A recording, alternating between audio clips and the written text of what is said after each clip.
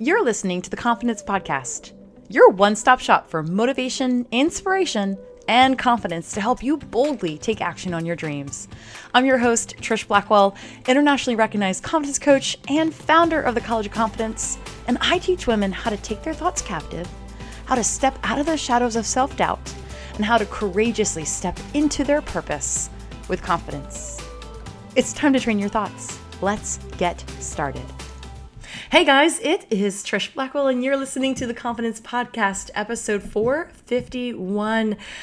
Gosh, this is the one we've been waiting for. We mentioned it last week when we were talking about how to stop feeling awful about yourself. And chances are, if you are a driven, high-achieving, or just focused person, maybe a recovering perfectionist, if you will, you might struggle with this, and that is all or nothing thinking, black and white thinking. And today we're talking about black and white thinking and how it is hurting your confidence. And because reality is, it is, whether you call it black and white thinking or you call it all or nothing thinking, it is a thought strategy. It is simply a strategy that you have employed to manage your life, to manage your understanding of things, it's a defense mechanism. It's a way to assess the world. And it's often used by highly driven people. But what you may not know is that it actually stunts progress. Meaning, you think of stunted growth. You might be making progress, but you don't reach your potential when you are in this pendulum of inflexible black and white thinking. It stunts progress, it deteriorates happiness, and it limits your potential. If you've ever described yourself as an all or nothing person, or a black and white thinker, or a perfectionist, this podcast coaching is for you. It will help you with the steps to take on how to get out of the black and white thinking loop and how to have more mental flexibility and self-kindness in the process. As always, you can get the full show notes at trishblackwell.com/451. In the coaching you're going to get with me today, I am going to coach on how black and white thinking or all or nothing thinking shows up in driven people and why we cling to it. Y'all, we cling to it like a security blanket when it's really actually suffocating us. I'm going to talk to you about the process to disassociate this type of thinking from your identity and how to become a flexible, happy thinker. And I gotta tell you, as I always do, for those of you who know my story, or maybe this is the first time listening to the show, I am the least of all people to have gotten out of the black and white thinking. I thought this is just how I was, how I always thought, was just stuck, right? And I just share that. My mind used to be the wild, wild west, just chaotic. And if I can learn how to manage my mind, I truly, truly believe anyone can. If I can learn how to get past that dull, hard to put your finger on feeling of pushing back against anxiety and learn to accept it and feel it and not be scared of it, anyone can. If I can learn how to find freedom and healing from it, body dysmorphia and compulsive exercise and eating disorder and all this obsessive compulsive black or white thinking behavior of perfectionism, anyone can. I hope that I am an example of what is possible for you, and that is why I'm so passionate about coaching. So to whoever recommended this podcast to you, thank you. Thank you to them. Please share the love. If anything I've ever coached on has been encouraging to you, my ask of you is that you share it, that you press that forward button on the podcast app of choice and share it with a friend, post it on your social media, write a review, help others know that this is a good resource, a good free resource. Because I remember the first books and coaches that I read and where I heard from that made me feel less alone. When you're stuck in insecurity, even if on the outside you have the most confident, successful life, and inside you're struggling with your thoughts, you're struggling with your sense of self, you're struggling with self-doubt, even though you're achieving lots of things, and you kind of feel like a fraud. And if you don't think that anyone else is going through what you do, you feel very, very, very alone and misunderstood and isolated.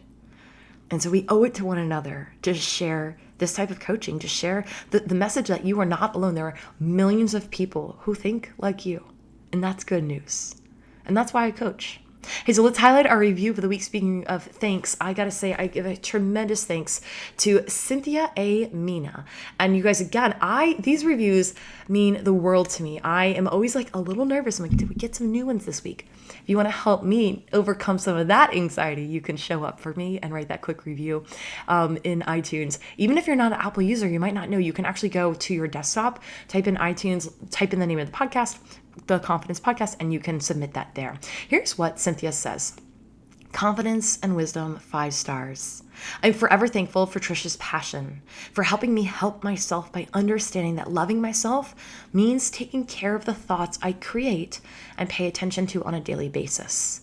Trish, I love that you see emotional self-care and self-reflection as a daily practice, much like brushing our teeth.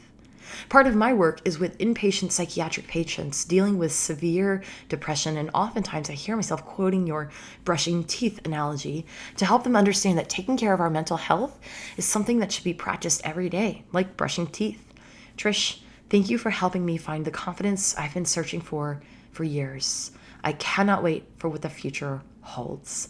Sincerely, Cynthia Mina. And she is a PA and sister. Thank you for sharing some of my analogies and messages, and what a gift to know that this work is resonating with you. I am so proud of the work you're doing, and I agree with you. I can't wait to see what the future holds, because you know what I know? I don't know the future, but I do know that it's only going to get better. I know that the more I manage my mind, the more alive my life is going to be, because our lives are a reflection of our thoughts. Okay, so let's dive into the coaching. Black and white thinking, or all or nothing thinking. I'm just going to say it straightforward. It's for the birds. Chances are, if you're driven, you've tapped into extreme thinking. And as a result, you get some results. I mean, that's why we keep doing it, right? And then you get addicted to the method that you thought got you the results. But you got the results from clean thinking, not the flawed thinking of black and white. If you will, clean thinking creates clean results. Your clean thoughts are what created your results, but then you got cluttered down and actually stunted a little bit with the extreme thinking. And what do I mean by that? Sometimes we think we have to really work really hard, overwork in order to get a result. And you might be spinning your wheels. You might be trying too hard. You might be doing too much, and you might find that you can actually achieve the same result with more ease.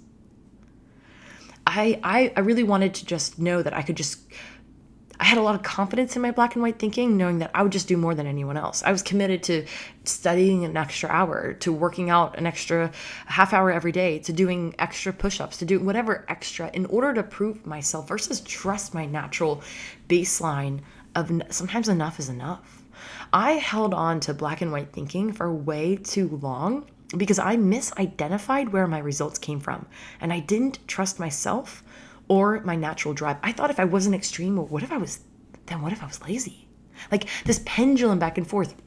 And it took my therapist actually saying to me once that there's no way, it was in my blood to my work ethic, my drive, my desire to do excellent work and to grow. That's natural. That's part of me. But I held to overworking, to extreme thinking, to it needing to be just the most extreme version of everything, because I thought that if it wasn't extreme, well, what if I would just not do it? And so I had a severe identity crisis. I had a misalignment of a misinterpreted view of who I actually was and my natural giftings and my natural drive, and also a false belief about what it took to get results.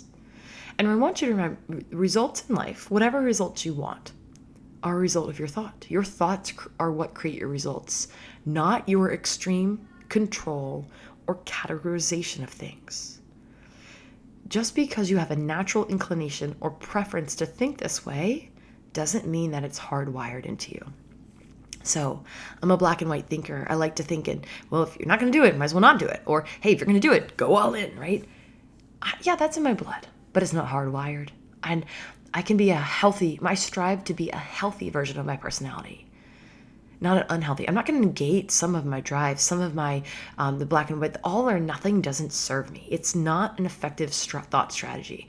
And I got to be honest and transparent for you. The reason I call it, that I said it's for the birds, is because my black and white thinking kept me stuck in my eating disorder longer than I needed to be. It slowed my business growth with narrow focus, and I got obsessed with the how of the right way to do it versus the wrong way, and it slowed down my progress. My black and white thinking put me in a place of judgment of others instead of love and grace. My black and white thinking created an internal state of self-criticism and unrealistic, non-human expectations. I just thought I should just be a machine. I don't have time to feel. I should just do. I should expect, like, unrealistic expectations. And it drove me to a place of trying to prove myself, which led me to a place of absolute exhaustion,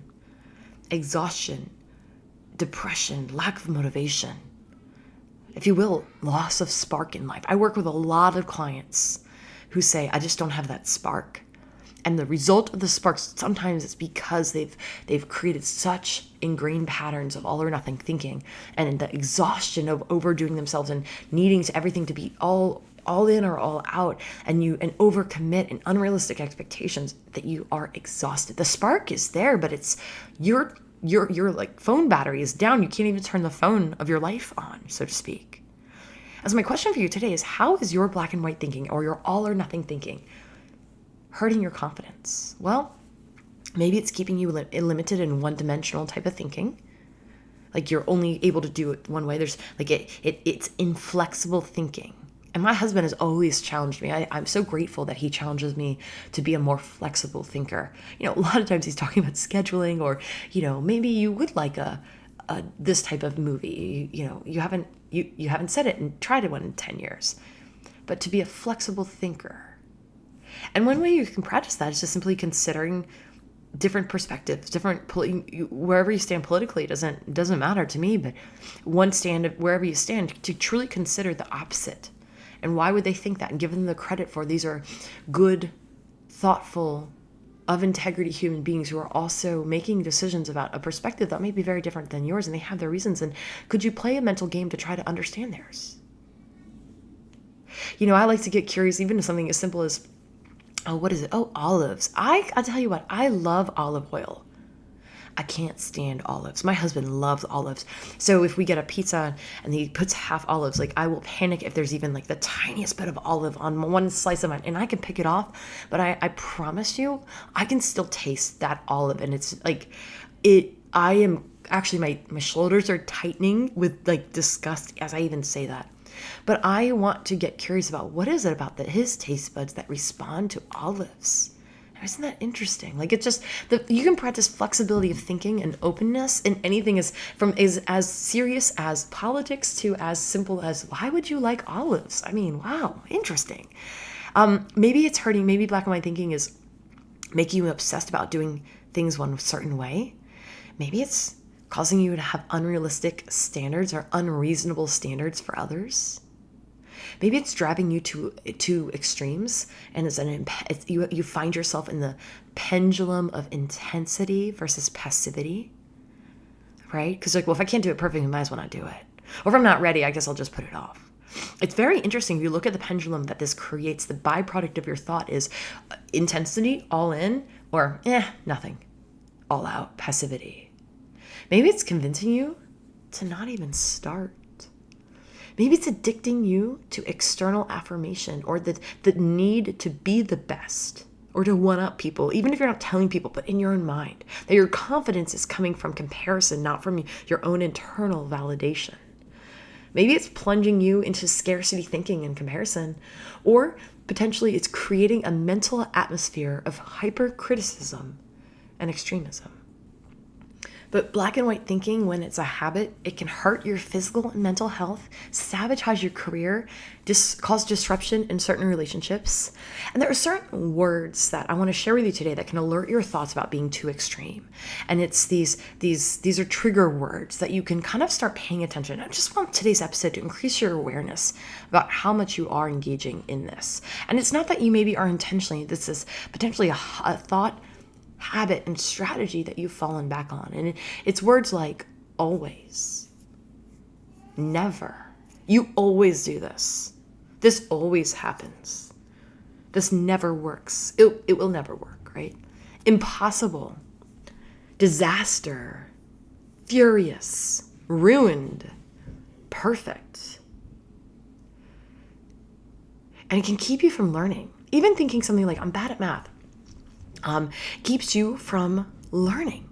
And it thinks you from applying yourself to learn. It's sort of like, I'm either good or bad at that, versus a growth mindset. It's a very fixed mindset thing, which is why I really wanted to pitch it to you today. Is we want to have flexible mindset. A flexible mindset is a confident mindset.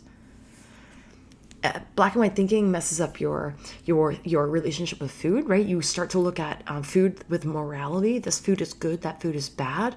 And you start looking at your own body in sort of this extreme standard of pendulum. It's either good and perfect and beautiful or revolting. There's no in between. It ends up, it creates that binge and purge and all or nothing cycles of self-sabotage, whether you're over drinking, overeating, over snacking, that is causing weight gain. And then you blame your unhappiness on the fact that you're overweight, or that you keep making some poor food choices. But really what's going on, it's not your behavior. Your behavior is a result of your thoughts. So yes, we need to fix the behavior, but it's not about doing better and having more discipline at night. It's about thinking differently. You're doing those behaviors as a result of the thoughts that are mismanaged. And a mismanaged mind will always create a mismanaged life. And you might be going, cool, Trish, how do I manage that then? That's actually the work we do in the College of Confidence. So I have a place for you. Check it out, collegeofconfidence.com. You hear me talking about it often. It is the most affordable way to get coaching. It comes with a 14-day money-back guarantee, so there is no risk. But I teach you how to manage your mind. I teach you how to have a managed mind, so you have a managed life, so that you get the results that you want, so that you achieve more than you thought you could ever do, that you know is within you, but you just haven't gotten to that place where you got there, where so you can truly believe that you are confident, that you are capable, and God has called you to do big things with your life. But we've got to break some of the cycles that are holding us back. And so it's really important when you get into black and white thinking to remember a few things. You've got to separate what you do from who you are. We sometimes equate our performance on a single metric to our overall worth. And I was stuck there for years. My identity and my worth was based on who I was as a swimmer, how I performed as an athlete. And when that athletic career did not reach the milestones I thought it would, and when I stopped competing in my early 20s, I had an identity crisis. Because I had taught myself that I was what I did, not who I am. Right? Sometimes when we are in black and white thinking, also we only list a few options. One way to break it out of that is to list out options and possibilities. If you're really going, well, this is the only way it's going to work, think of other ways. Maybe you're looking at your schedule and you're like, I don't know how it's going to work. This week's too much. I want you to talk back to that voice and go, that's not true. There are probably 15 ways I can make this work this week. So it's a puzzle. You look at life, you look at that challenge as a puzzle versus get confused and stuck. There's paralysis that comes when you're a black and white thinker. And so it's really important to use transition statements like, there's several ways I can solve this problem. Or, hey, I have time to get more information and make a better decision. Or, hey, both of us might be partially right. And then again, going back to helping yourself be a flexible thinker. And even thinking about your day, and you might list your 5 gratitudes. You can increase your flexibility of thinking by just challenging yourself to find 15 more things to be grateful for that day, 15 new ones you've never given thanks for, right? And if you will, you think about flexibility. If I asked you today, and you haven't stretched and you haven't worked on your physical mobility, and I asked you to do the splits today, it would be an unrealistic expectation. But if I said, hey, our goal is to do the splits, let's start stretching. And little by little, big things get done. Little by little, you would eventually be able to do the splits. And the same, but you would have to stretch daily. You would have to practice that movement. And that's what we're doing when we say, how can I be a flexible thinker today? How can I be a flexible thinker? And it might come in considering someone else's perspective. It might come in and saying to yourself, there's another way to do my schedule. It might come in simply saying, I need to think bigger about my gratitudes. I want to stretch my thought patterns. But first and foremost, I want you to have the opportunity to say, I'm not an all or nothing person. That's just a thought pattern that I used to do. Hey, before we continue coaching, just a quick break to hear a note from our sponsor. Hey guys, I got to take a quick break to tell you about my friends at BetterHelp.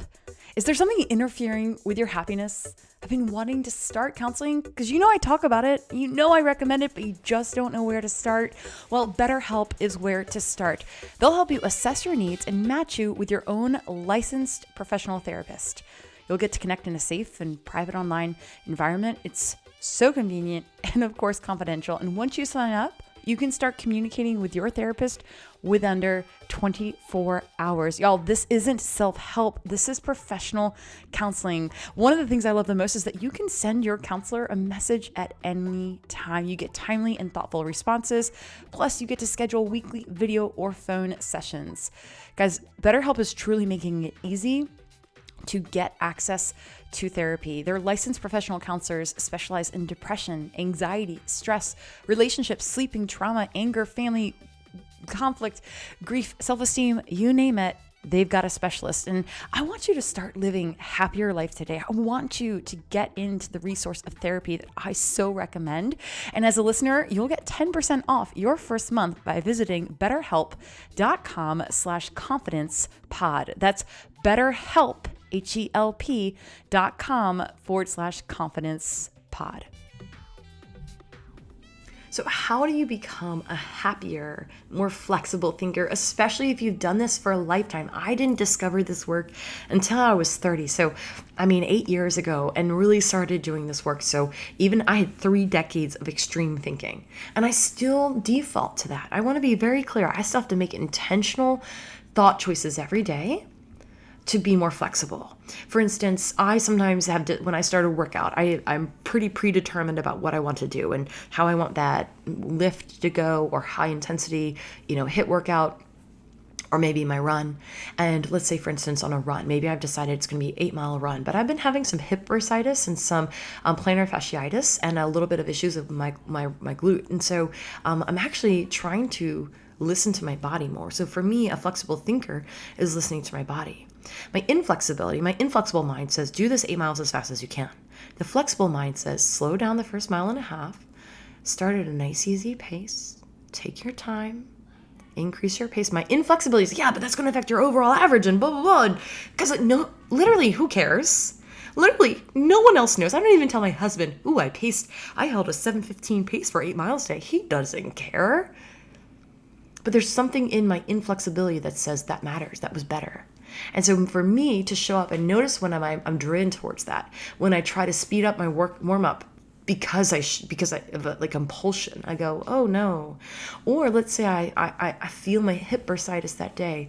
For me, a way to become a more flexible thinker is when my body is saying, ooh, this hurts today, is to honor what my body is telling me. Slow down and stop early. And that's hard. But every time I do it, I become better at doing it. And I learn to trust myself, because I've identified that one of the reasons I defaulted to a false control in black and white thinking was because I thought it was a measure of self-protection to make sure I did all the right things. I didn't trust myself that I would know when to stop or the right amount to do. So I would just go, let me just go all in, go as extreme as I can. So questions I ask myself are, is this type of thinking helpful? What about when I find myself in that overthinking or all or nothing mode, or desire to kind of just, it'll be fine. I'll just intensity. I ask myself, do I like the byproducts of this type of thinking, which is extremism, self-judgment, closed off to other people's perspectives, inflexible with my schedule, pressure, perfectionism, and performance anxiety? And then a question that has been a huge question in my own self-reflection as I've explored how to be a happier, more flexible thinker is, wow, what does the color gray look like here? And what's interesting? Gray doesn't even have one same spelling. You can spell it Grey, Gray. Isn't that something? There are no other colors that, to my knowledge, have that multiple spellings. I don't think so. Maybe there is. Correct me, I might be wrong. But even the color gray doesn't have one right way. And so I spent about a year as I started this work exploring the color gray in my life. And when I'd find myself being disappointed, I said, well, okay, so that's kind of extreme. What would gray look like here? And I want you to remember that You're in flexible thinking. When you are all or nothing, it's inflexibility. So stop claiming it as an identity. It is not an identity. It is a flawed thought strategy, and you don't have to continue to use it. Like, it's just like when you play, when a sports team is playing a game, they have a strategy, they have a game plan. Well, if that game plan isn't working because of the way the opposing team's defense is set up, you don't keep doing the same strategy and keep losing. So I think that it's really important that you recognize that your black and white thinking is making you lose. And yes, it's worth changing your strategy. But just because it's been a long-term strategy doesn't mean you have to keep using it. And I also love this. I think it's important to thank your brain, because I know for me, I go into black and white thinking when I feel like there's something to be alarmed about, or like, oh, I gotta make sure this is okay. This is very important, right? I get very consumed with it. Oh, it's very important. So thank your brain. It's trying to protect you. It's trying to help you make decisions easier. And so thank your brain and then redirect it. Let it know, hey, you know what? I actually got a pretty good handle on how to get a full analysis of this. I'm going to make a good decision. And it's really important, too, that you decide that you are capable of change. And for me, that big shift happened when I actually took myself out of the equation. When I believed that God was transforming my mind, it took the overthinking away from me. And it expanded my faith to see that more than just my discipline and willpower was going on. It took the pressure off myself. I was already in this extreme place of willpower and discipline, and I could just do more. And it brought me to a place of rest and relaxation, and to be open to filling in the cognitive holes. And for me, that was flexible thinking, the gray area of my life, compassionate thinking, and a malleable perspective. I had to start thinking differently and accepting rest and peace and all the things that I really, from a faith perspective, believe in, but I wasn't implementing in my life because I thought I didn't have time, or I hadn't earned it yet, or I wasn't worthy of it. And the thing is I kept doing more and more and more, and the more you do, the more you're behind. And the reason I wanted to cover this on the Confidence Podcast is because that inflexibility is going to drive you to a place where you're constantly trying to prove yourself, and it's never going to measure up because there's no finish line. And if you get yourself into that cycle, you will always find your place to a place of self-criticism, insecurity, self-consciousness, self-sabotage, and resistance to really showing up as the best version of yourself in this world. And so it's really important to just allow yourself, even today, if you just go, gosh, I don't know where to start, but I want to start. That's a first step.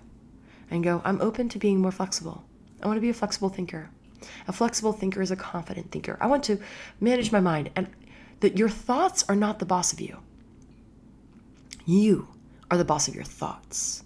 One of the things I coach on in the College of Confidence is that you're going to have a first thought that comes into your brain every morning. That first thought is going to set the tone and the nature of the rest of your day. It's the launch pad. But you're not responsible for that first thought. But you are responsible for the thought that you start with. So let me explain that better. Your first thought, if it's a crummy thought, if it's so tired, your whole day is going to be tired. But let's say I woke up with that this morning. And before I went and allowed my thoughts to wander beyond that thought, I said, does this thought serve me? Do I want this to be the cornerstone of my day or not? And I said, no. And I'm fighting off a cold and I'm feeling tired. But I don't want that to be my day. I want it to be a small side effect of my day. Yeah, I can't just negate the fact that I'm sneezing every 10 minutes. But I'm not going to live tired. I don't want to live a tired life. That has been a huge revelation for me. I don't want to live a tired life. Therefore, I'm catching every thought. So my cornerstone thought of the day, which is my first thought of the day, needs to be replaced. So I am not responsible for the very first one, but I am responsible with what I want to substitute in its spot. Now, the more you do this work, the more you manage your mind, the more you increase your awareness, the more you coach with me, the more you are paying attention, the more naturally and automatically your default first cornerstone thought of the day actually will be a life-giving thought. For me at this point, it used to be 99% negative, my first thought, and then 1% positive. And now it is 75%, 25%. And honestly, that 25%, that is a struggle that I have to truly intentionally and proactively reframe, only typically happens because I went to bed too late and I am feeling physically tired. But then I take ownership of it and I completely reframe. I coach myself that I can create my own natural energy through my thoughts. And also I get the beautiful gift of caffeine to fuel me along the way, and that I have nothing to worry about that day. I will not live a tired life. And so thank your brain when it does throw things up, but also go get very excited about what's possible when you start paying attention. And that's where the magic truly happens. Guys, I want to close out today with our listener of the episode, but in case you haven't yet gotten into it today, you are not too late to join the Create Change Week. This is a one-time only thing that we are doing. It is happening right now in the College of Confidence. You can get full access for 5 days for this coaching. It's over 5 hours of coaching plus workbooks. This is, gosh, what I would normally charge for this is $2,500. We are charging $27. And I'm going to walk you through my proven process to create change. This is for anyone who wants to make the second half of 2021 better than the first half. If you want to take your goals, whether it's your weight loss goals, your income goals, your growth goals, your relationship goals, and get double the results, that's the work we're doing. What we do this week for the next 5 days.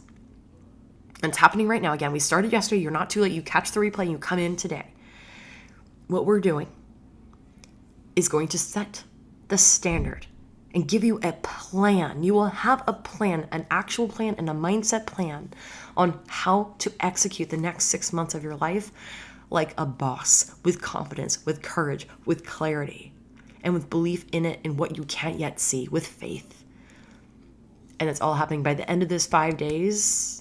You're going to be a new person with new vision.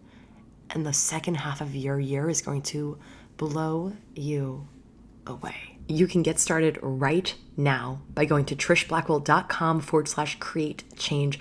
And you might be going, wait, Trish, if this is a $2,500 program, why are you giving it away for $27? And here's why. Because I know there are hundreds of you on the cusp of breakthrough, but you won't give yourself a chance by giving yourself the boost you need and deserve, the one we all need and deserve, the gift of coaching. Coaching has changed my life. It changes everything. And that's why I wanted to make this accessible. So yes, go trishblackwell.com/create change. That's happening now. It's not too late to join. All right, guys, it's our favorite part of the episode, our listener of the episode. This is from Katarina. She says, I was hoping to hear your thoughts on how to handle things like, I want to be a morning person and to get up early and to be effective, but man, oh man, it's so hard. My body is not a morning person. For years, I've been trying to adapt, but always never end up managing that routine. I don't know how much I should keep trying to wake up early and how much I should try to adapt my life to my natural ways. Another question I have is, I'm so careless by nature. I miss little things here and there, especially if I'm stressed and have so many things to do. How do I manage this? Should I embrace my creative artsy side or create more ways to address this part of me?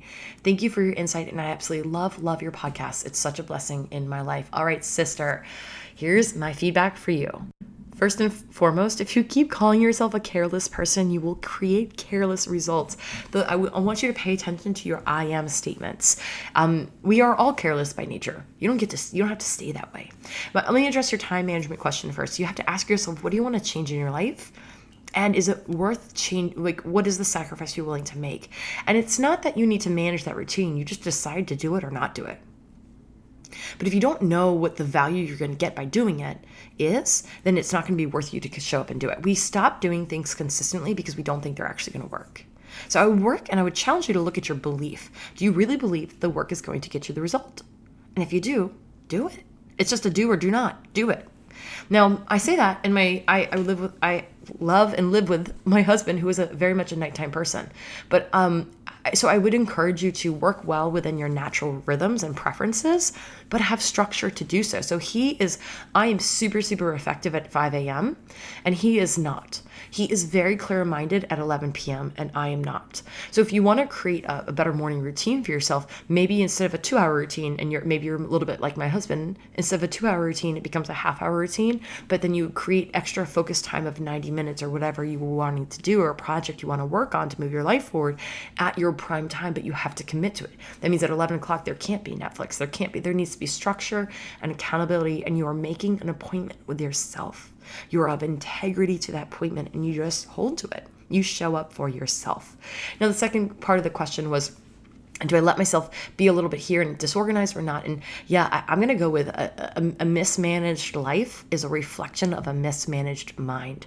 You can be creative and artsy and flexible and whimsical and on the go and a little bit spontaneous and still be managed and structured.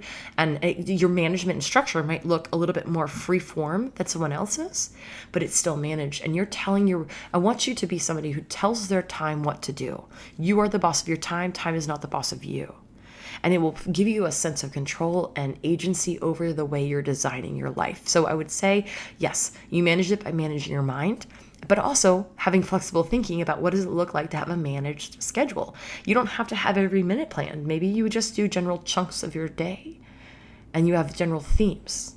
So do what works for you, but manage your mind. And I believe everything else will stack up. Guys, it's been a pleasure spending time with you today. Please share the show, say hi to me on socials, and I'll see you soon. Go out there to hopefully see you in Create Change Week today. Go to trishblackwell.com/create change. Go out there today. I'm praying for you. Go be more of who you are. Be you. Be free. Thanks for listening to the Confidence Podcast and allowing me to be your coach in your life. If you love the show, please let us know by leaving a review on iTunes. Are you encouraged by what you learned?